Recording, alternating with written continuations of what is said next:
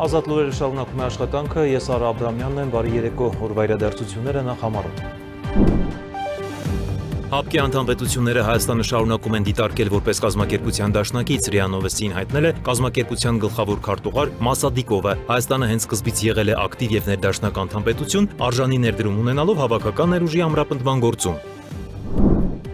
ԱԳ նախարարի տեղակալի ժամանակավոր պաշտոնակատար Վահան Կոստանյանը Կիև աշխատանքային այցի շրջանակներում հանդիպում է ունեցել Ուկրաինայի գերագույն ռադայի նախագահի տեղակալ Օլենա Կոնդրատյուկի հետ։ Զրուցակիցները անդրադարձ են կատարել Հայաստան-Ուկրաինա հարաբերությունների զարգացման հեռանկարների։ Օգոստոսի 14-ին տեղի է ունեցել Վազգեն Սարգսյանի անվան ռազմական ակադեմիայի շրջանավարտների ավարտական հանդիսավոր միջոցառումը։ Սուրեն Պապիկյանը ներկա է գտնվել հանդիսավոր միջոցառմանը, շնորհավորել բոլոր շրջանավարտներին եւ մաղթել արժանապատիվ ծառայություն։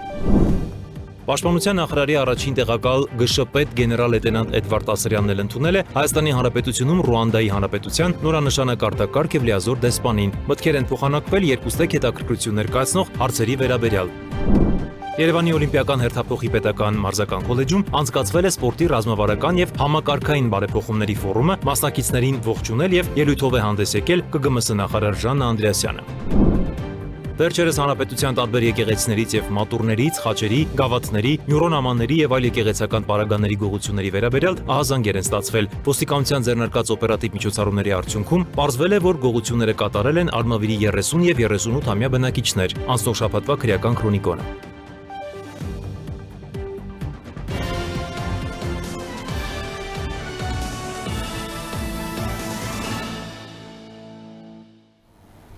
ՀԱՊԿ անդամ պետությունները Հայաստանը շարունակում են դիտարկել որպես կազմակերպության դաշնակից, ՌԻԱ Նովոստին հայտնել է կազմակերպության գլխավոր քարտուղար Թալատբեկ Մասադիկովը։ Հայաստանը հենց սկզբից եղել է ակտիվ եւ ներդաշնակ անդամ պետություն, արժանի ներդրում ունենալով հավաքական ներուժի ամրապնդման գործում եւ ՀԱՊԿ անդամ պետությունները շարունակում են այս երկիրը դիտարկել որպես կազմակերպության դաշնակից, հայտարարել է Մասադիկովը։ Օգոստոսի սկզբին ՀԱՊԿ-ում Ռուսաստանի մշտական ներկայացուցիչ Վիկտոր Վասիլևը ՌԻԱ Նովոստին հայտնել էր, որ կազմակերպության մարմիններում Հայաստանի ձայնի իրավունքը դադարեցնելու համար անհրաժեշտ է կոնսենսուս։ Նրա խոսքով ՀԱՊԿ-ի հավաքական անվտանգության խորհրդի հերթական նիստը կկանա նոյեմբերի 11-ին Մոսկվայում եւ պետությունների ղեկավարները հավանաբար կքննարկեն այդ հարցը։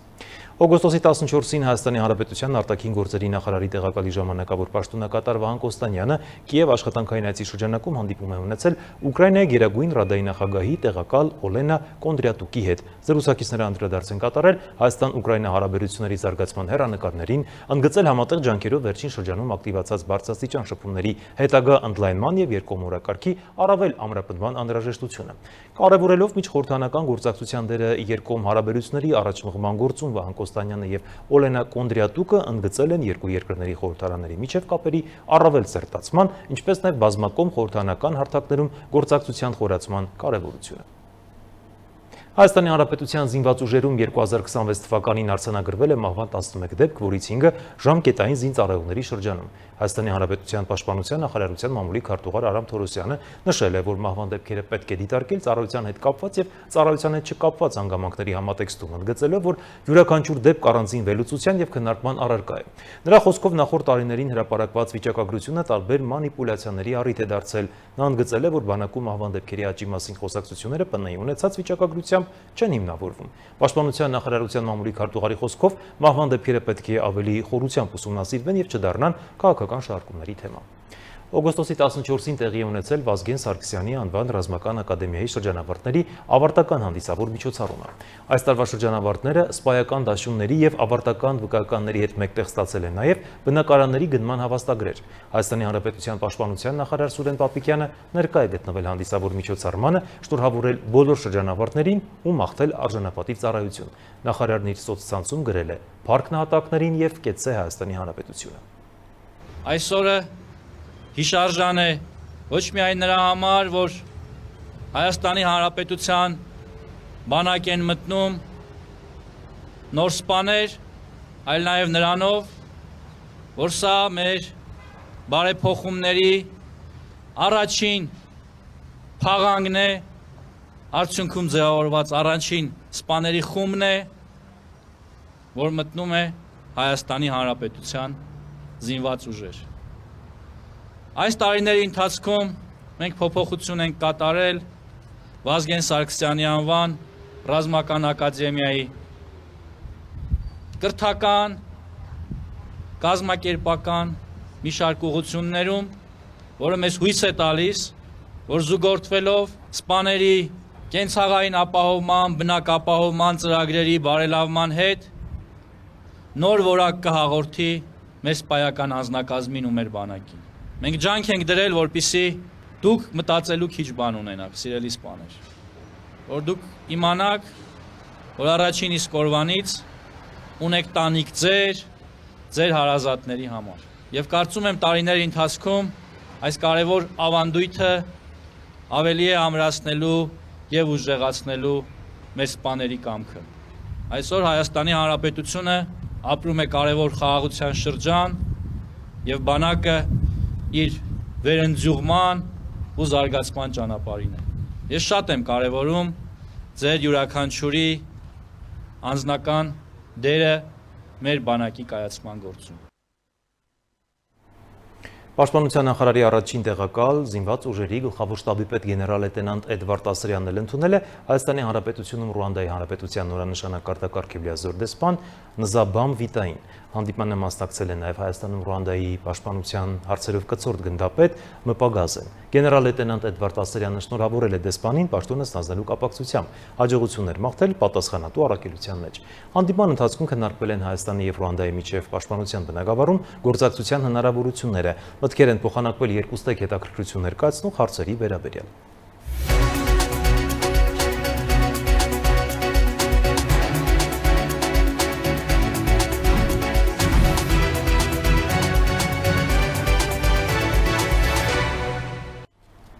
Երևանի Օլիմպիական հերթափոխի պետական մարզական քոլեջում անցկացվել է սպորտի ռազմավարական եւ համակարգային բարեփոխումների ֆորումը, որը ոլորտի հիմնական դերակատարների մասնակցությամբ նման ձևաչափով կազմակերպվող առաջին համաժողովն է։ Համաժողովի մասնակիցներին ողջունել եւ ելույթով է հանդես եկել ԿԳՄՍ նախարար Ժաննա Անդրեասյանը։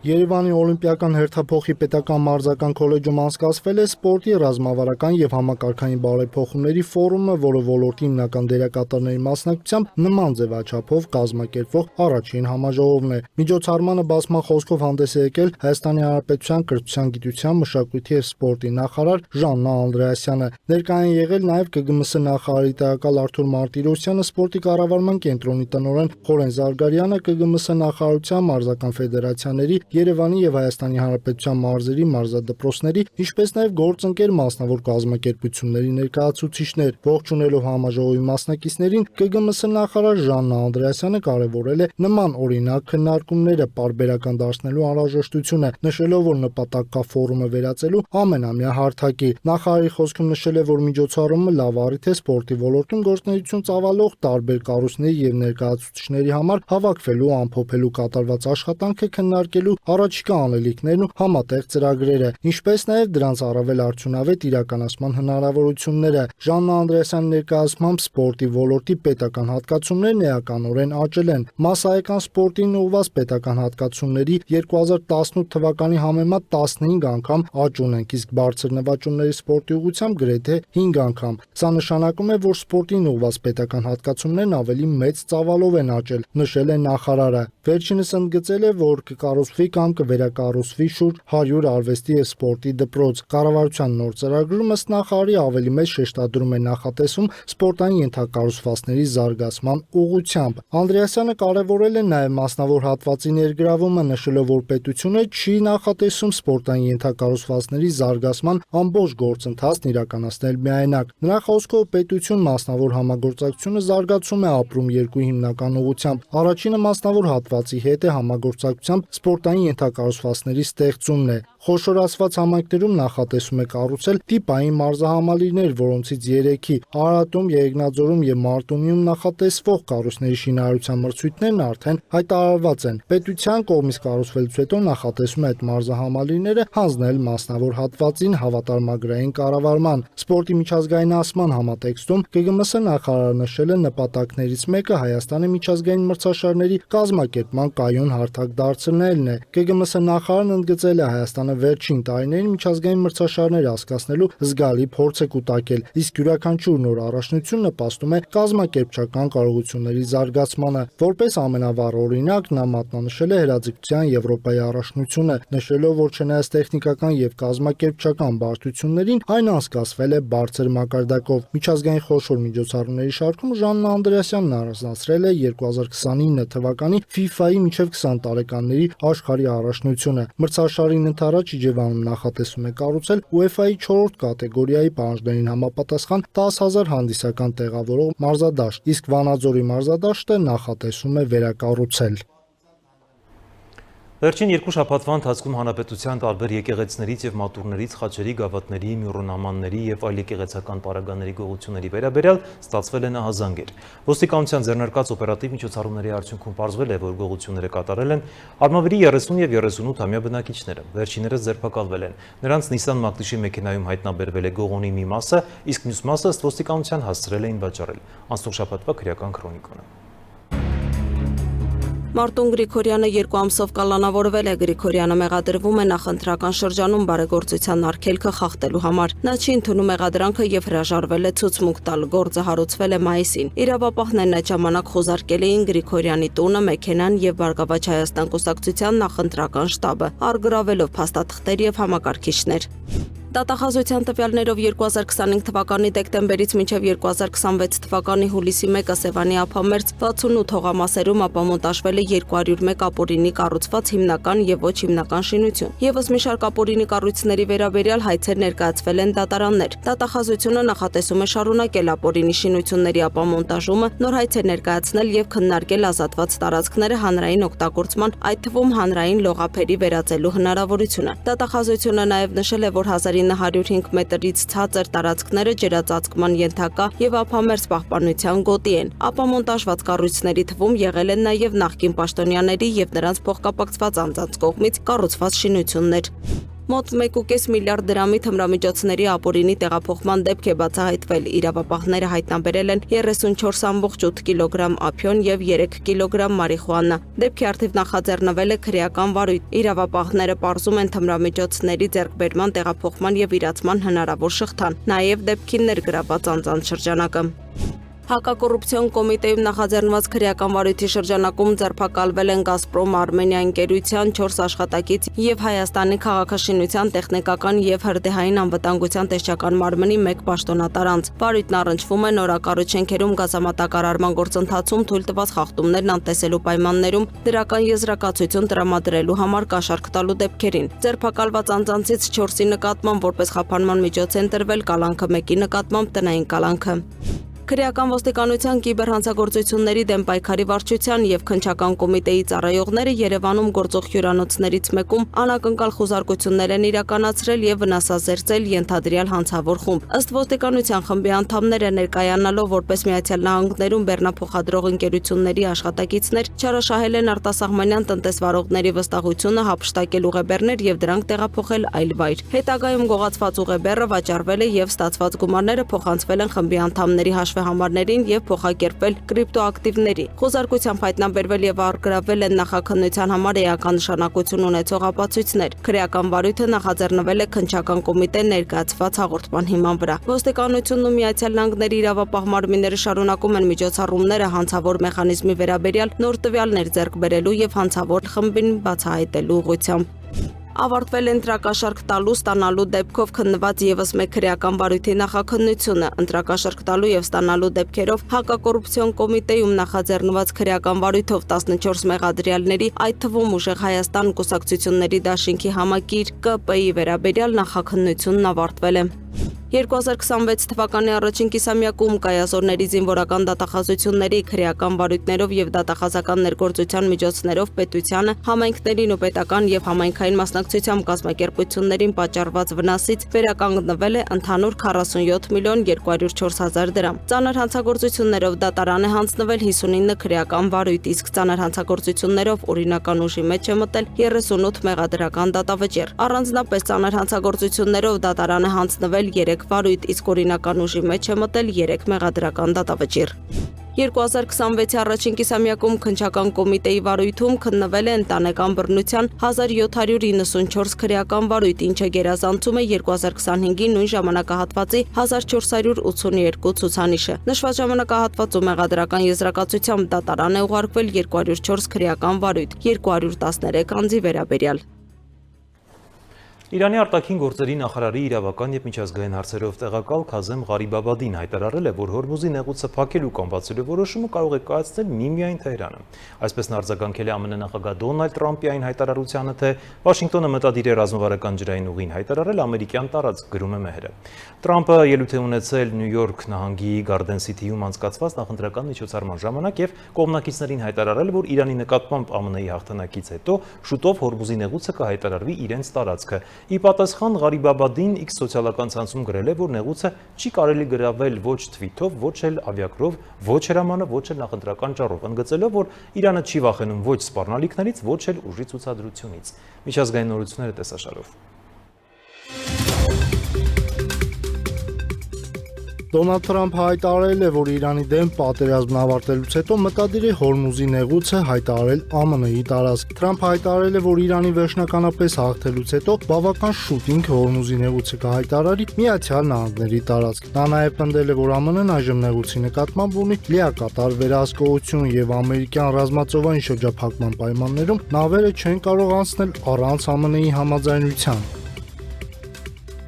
Խորվաթիայի Դալմաթիայի ափին վերջին օրերին խոշոր անտառային հրդեհներ են բռնկվել, որոնցից ամենածանր իրավիճակը ստեղծվել է Օմիշի եւ Լոկվա շրջանում։ Հրդեհը բռնկվել է օգոստոսի 13-ի երեկոյան եւ քամու ուժեղ պայմաններում շատ արագ տարածվել է անտառապատ եւ բնակեցված տարածքներում, արվել է ավելի քան 1000 հեկտար տարածք։ Հրդեհի պատճառով մոտ 1000-ից 1200 մարդ տարհանվել է, այդ թվում բազմաթիվ զբոսաշրջիկներ, զոհվել է առնվազն 1 մարդ, իսկ մոտ 40 մարդ վիրավորվել է։ Օգոստոսի 14-ի լույս 15-ի գիշերը Թբիլիսիում տեղացած հորդառատ անձրևը լուրջ խնդիրներ է առաջացրել քաղաքում, ջրի տակ են հայտնվել քաղաքի մի շարք փողոցներ եւ ճանապարհներ, ջրով են լցվել Ռուսթավելի եւ Վաժապշավելա մետրոյի կայարանները, ջրածածկվել են նաեւ մի շարք նկողներ։ Չինաստանի արևելքում Չժեցզյան նահանգի Չանսին շրջանում տեղի է ունեցել մեծ սողանք, դեպքը տեղի ունեցել օգոստոսի 14-ի վաղ առավոտյան հորդառատ անձրևների հետևանքով առաջացած հեղեղից հետո։ Հորդառատ անձրևները Չանսին շրջանում առաջացրել են հանկարծակի հեղեղ, հեղեղաջրերը սողանք են առաջացրել, ինչի հետևանքով տուն է փլուզվել։ Առնվազն 1 մարդ է զոհվել, եւս 3 մարդ համարվում է անհետ կորած։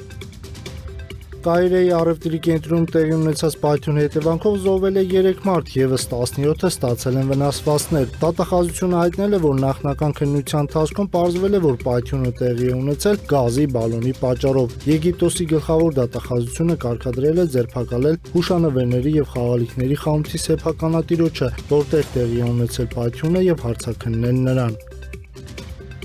Չինական փորձարարական գնացքը մագնիսական համակարգի միջոցով ընդամենը 5.3 վայրկյանում հասել է ժամում 800 կմ արագության սահմանելով նոր համաշխարհային ռեկորդ։ Հուբեյ նահանգի Դոնու լաբորատորիայի 1 կիլոմետրանոց թրեքի վրա անցկացված փորձարկումների ժամանակ գնացքը ռեկորդային արագություն զարգացնելուց հետո կանգ է առել ընդամենը 200 մետր հեռավորության վրա։ Սա վերջին շրջանում չինացի մասնագետների արդեն երրորդ հաջողված նվաճումն է։ Եվ թողարկման այս հատվածում մշակութային ուշագրավ իրադարձությունները քննարկել են պատմական գիտությունների թեկնածու Անի Ոսկանյանի հետ։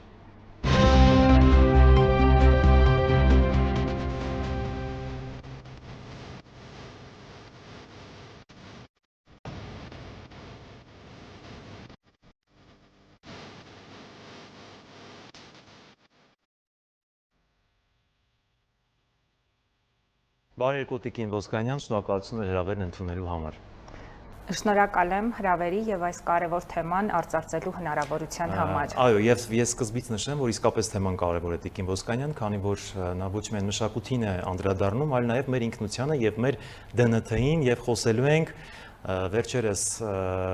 Ադրբեջանի կողմից կրկին մի զավթողական քաղաքականության մասին, խոսքը գորգագործության մասին է, որ նրանք ուզում էին հայկական գորգերը ներկայացնեն իբրև ադրբեջանական գորգեր եւ բարեբախտաբար մեզ հաջողվեց որոշ շրջանակների, այդ թվում նաեւ ձեր կազմակերպությանը աղմուկ բարձրացնելով, որ նման բան տեղի չունենա։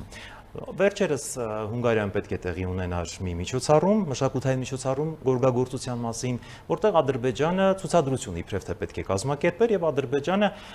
որոշել էր հայկական գորգերը, չգիտես ինչու ներկայացնել իբրև ադրբեջանական, ինչպես իրենք միշտ ամենի սեփականաշնորհում են։ Եվ բավականին հայտնի ամսագիր, Հալե ամսագիրը բոլորիս կողմից շատ հայտնի, որ անմիջապես հենց լուսաբանում է, հա, մշակութային իրադարձություններ, մասնավորաբար գորգագործությունը, չգիտես ինչու իր բոլոր սոցցանցերում, Instagram-յան էջում, Facebook-յան էջում եւ մնացած բոլոր իր խողովակներով տարածել էր իբրև հայկական գորգերը ադրբեջանական են եւ այս մասով բավականին լուրջ աղմուկ բարձրացավ։ Կխնդրեի ձեր մեկնաբանությունը այս քաոսի մասին։ Ընդհանրապես պետք է արձանագրենք, որ սա նորություն չէ եւ Ադրբեջանը շարունակաբար է ոտնձգություններ կատարում հայկական մշակույթի նկատմամբ, մասնավորապես հայկական գորգագործության նկատմամբ։ Անդրադառնալով Հալե ամսագրին ուզում եմ նշել հանրության համար, որպեսզի հասկանալի դառնա, թե ինչու մեր կողմից այդպիսի մեծ աղմուկ բարձրացավ եւ ինչու էր շատ կարեւոր այդ գործընթացի կասեցումը։ Հալին խիստ հայտնի ամսագիր է եւ ունի բավականին լուրջ կշիռ գործվածքի լուսաբանման, ներկայացման, մեկնաբանման ասպարեզում, այն դեռևս լույս է տեսնում 1978 թվականից եւ ինչպես հենց իրենք են նշում, իրենց իսկ էջում իրենք ոլորտի առաջատարն են։ Այդ պատճառով նման պարբերականում այդպիսի խեղաթյուրված սխալ նյութի հրապարակումը եւ նրանց կողմից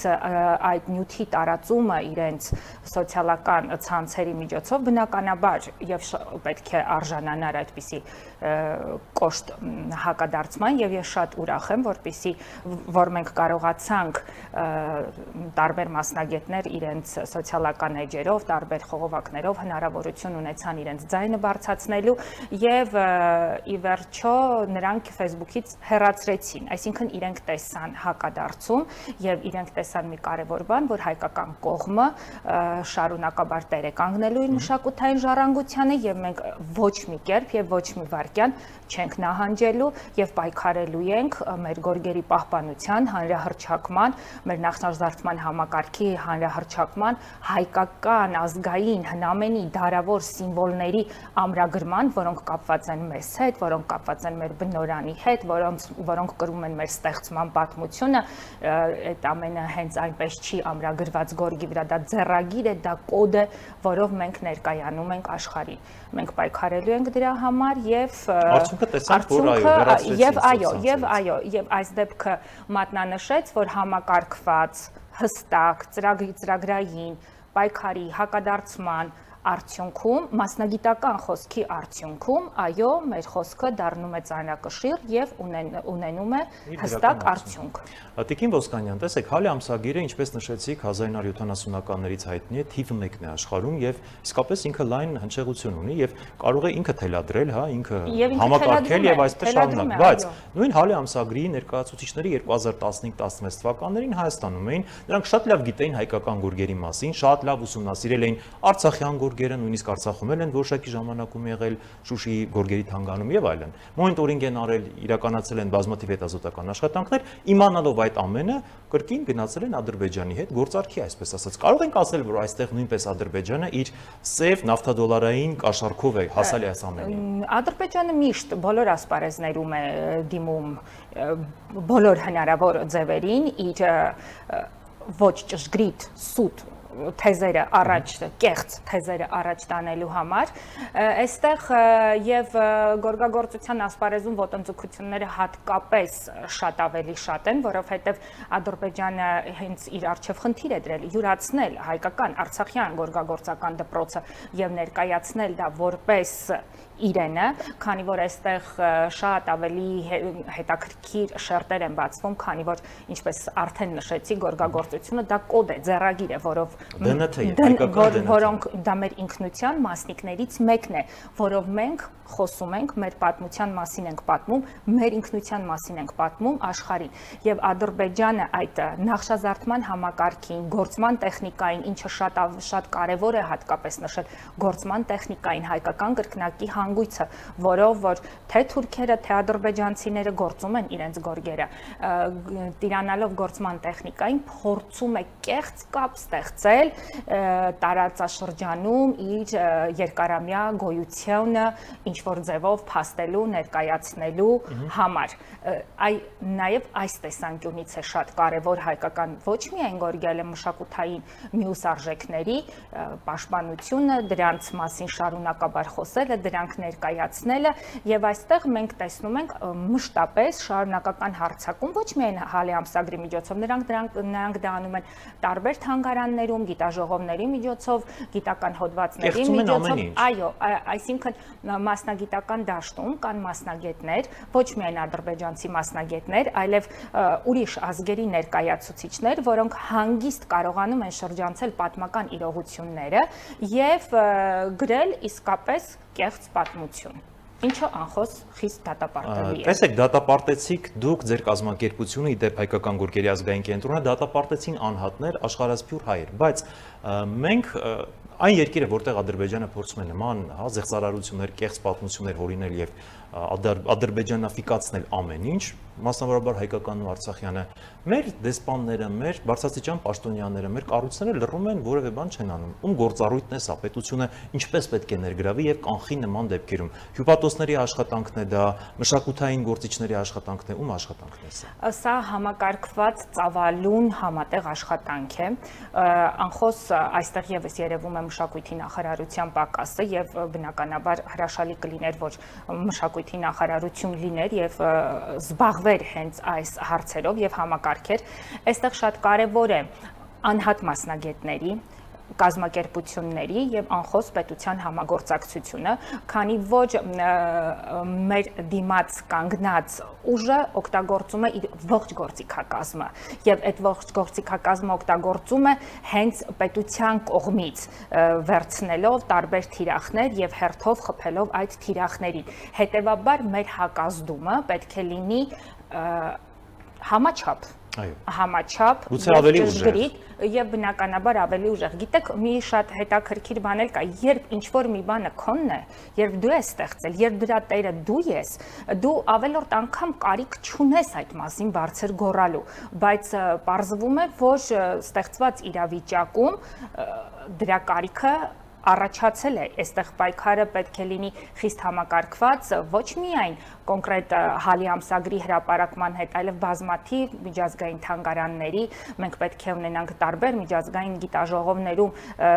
գորգ ներկայացնող բազմաթիվ մասնագետներ, որոնք իսկապես կկարողանան ճշգրիտ գիտական բարձր լեզվով խոսել հայկականության, պահպանության եւ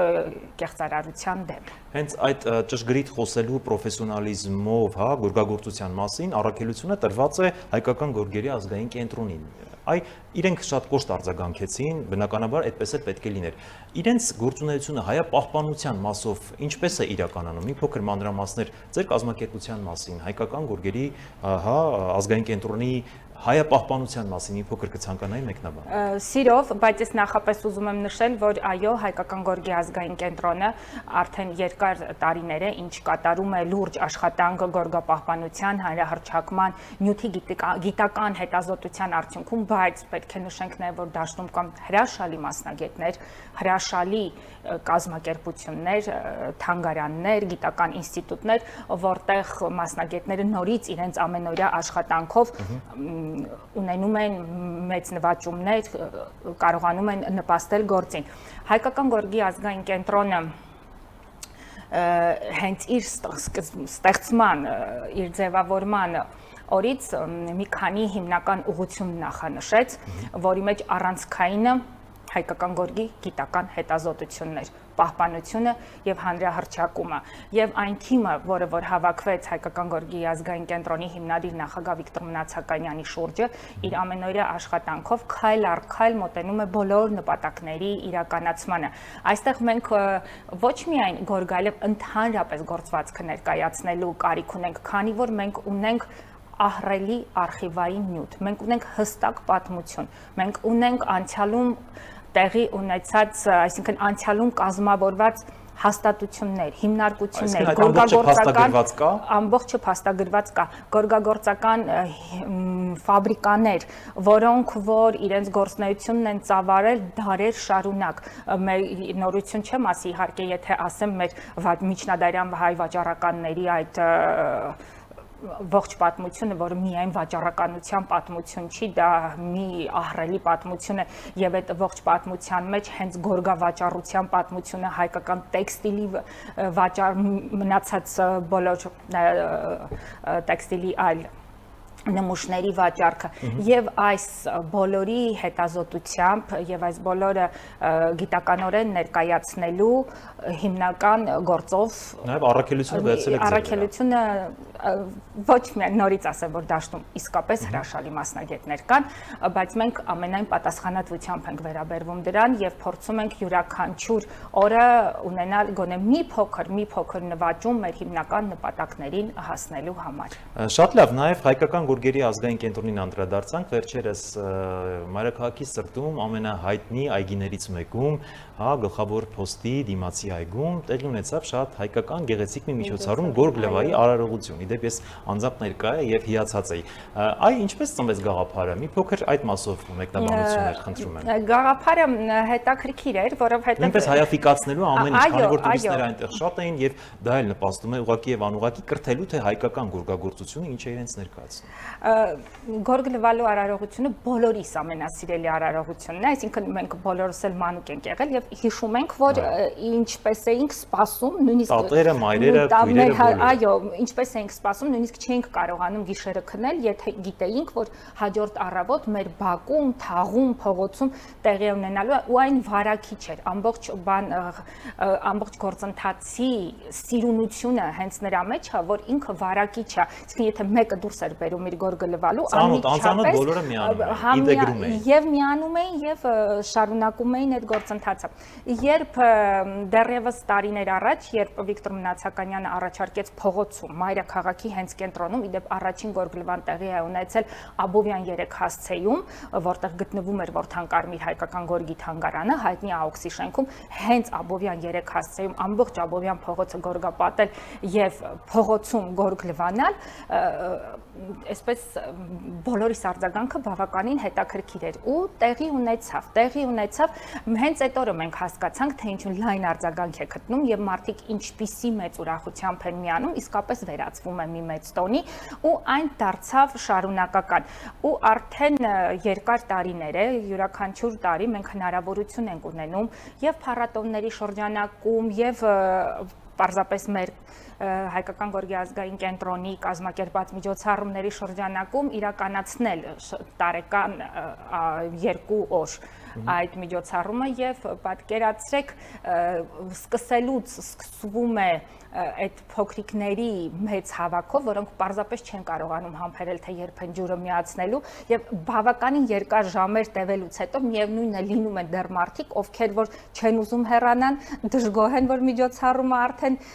օրը մտնում է եւ մոտենում է ավարտին եւ ասենք խնդիրը հենց լինում է ինչ սկսել արագ եւ ինչպես մեղմ վերջացնել, որպեսզի բոլոր մարդիկ հասցնեն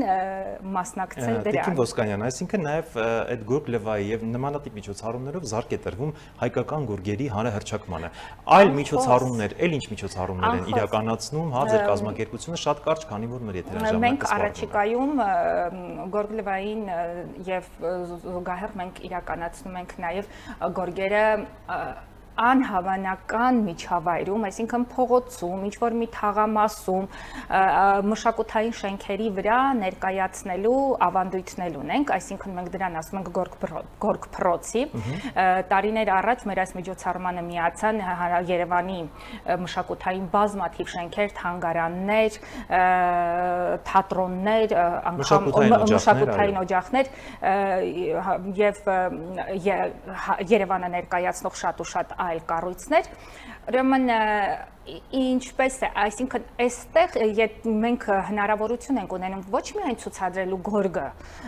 ավելի ազատ, ավելի բաց միջավայրում, այլև ունենալ զրույց, դասախոսություն գորգերի մասին, ու դրան միանում են նորից մեծ թվով մարդիկ եւ ինչն է մեզ ամեն տարի նորից տանում այդ միջոցառումը շարունակաբար իրականացնելուն, որովհետեւ մեկ հայտարարության արդյունքում հավաքվում են մեծ թվով մարդիկ, բացարձակ մեզ հետ որևէ կապ չունեցող եւ այդ մարդկանց այդտեղ է բերում զուտ հետաքրքրությունը, սերը գորգի նկատմամբ, ազգային արմատների մասին ավելի շատ բան իմանալու ցանկությունը եւ միանում են նորից մեծ թվով զբոսաշրջիկներ, որոնք անխոս այդ ողջ գիտելիքը իրենց հետ տանում են իրենց երկիր եւ արդեն այստեղ այս միջոցառումների կարեւորությունը թե գորգ լվալու, թե ներկայացնելու, թե գիտական որևիցե մի գիտաժողովում ելույթ ունենալու կամ գորգ փորձի ընթացքում դասախոսություն կարդալու ժամանակ երբ որ ներկայացվում են հայկական նախշազարդերը, երբ որ ներկայացվում է հայկական գորգը, այդ մարդը, որը ներկա է եղել օտարերկրացին այդ միջոցառմանը, հալի ամսագրին կամ Ադրբեջանի կեղծարարությամբ տեղի ունեցող որևիցե մի միջոցառմանը կարող է արդեն բարձրաձայնելու ասել, որ ես գիտեմ ճշմարտությունը, սրանք հայկական գորգեր են, ես տեսել եմ դրանք Հայաստանում եւ գիտեմ նրանց ճշգրիտ եւ ամբողջական պատմությունը։ Շնորհակալ եմ հանգամանալից ներկայացնելու համար։ Ես նույնպես շնորհակալ եմ։